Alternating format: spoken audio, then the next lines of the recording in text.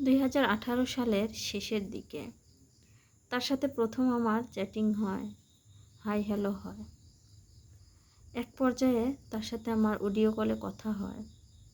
তার ভয়েসটা শুনে এমনই পরিচিত লাগছিল, মনে হচ্ছিল যে কত দিনের চেনা একজন মানুষ। তার কাছেও এমন লাগছিল, আমার ভয়েসটা নাকি অনেক অনেক চেনা পরিচিত লাগছিল। তার সাথে অডিও কলে কথা বলতে বলতে একটা সময় সিদ্ধান্ত নিলাম যে ভিডিও কল করব। ভিডিও কল করে সেও ক্যামেরার সামনে আসে না, আমিও ক্যামেরার সামনে আসি না, এরকম করে চলছিল 2-4 দিন।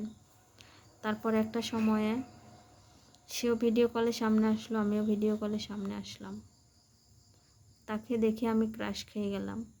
আমাকে দেখে জানি না তার কেমন লাগছে, শুধু এতটুকুই বলছে আমি নাকি তার অনেক দিনের পরিচিত, অনেক চেনা মুখ, অনেক চেনা পরিচিত কণ্ঠ। তারপরে আমাদের অনেক কথা হয়, রাত জেগে কথা হয়, সারা দিন কথা হয়, দিন রাত 24 ঘন্টা তার সাথে কথা হয়। কথা না বললেও তার সাথে আমি লাইনে থাকতাম, সে লাইনে থাকতো, ঘুমাইতো, আমিও লাইনে থাকতাম, ঘুমাইতাম। হঠাৎ করে যদি রাতে যদি কলটা কেটে যেত, হঠাৎ করে আমার ঘুম ভেঙে যেত। আমি যদি কলটা কেটে দিতাম তাহলে তার ঘুমটা ভেঙে যেত। দুজনের নিঃশ্বাস না পেলে কখনো ঘুম আসতো না। এভাবেই কাটছিল আমাদের 3টা বছর। তারপরে সিদ্ধান্ত নিলাম তাকে ছাড়া আমিও থাকতে পারবো না, সেও আমাকে ছাড়া থাকতে পারবে না। আমরা বিয়ের সিদ্ধান্ত নিলাম।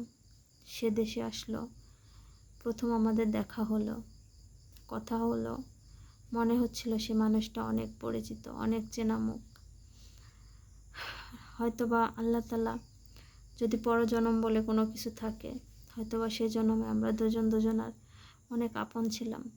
তাই জন্য তার কথাবার্তা, তার মুখ, তার সব কিছুই আমার অনেক পরিচিত মনে হয়েছে। তারও একই কথা, সেও এটা বলছে, আমার ভয়েসটা নাকি তার অনেক পরিচিত লাগছে, অনেক ভালো লেগেছে।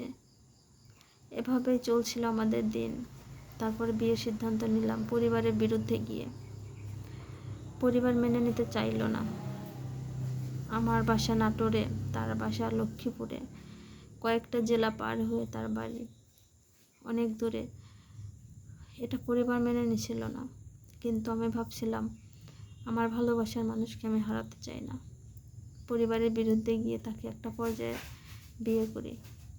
আলহামদুলিল্লাহ, যখন 1 মাস পরে বাড়িতে আসলাম, সবাই আমাকে অনেক কথা বলল, অনেক কিছু বলল। তো যাই হোক, আমার লাভ স্টোরি এখনও শেষ হয় নাই, টাইম চলে যাচ্ছে। অন্য ভিডিওতে পুরোটা বলবো।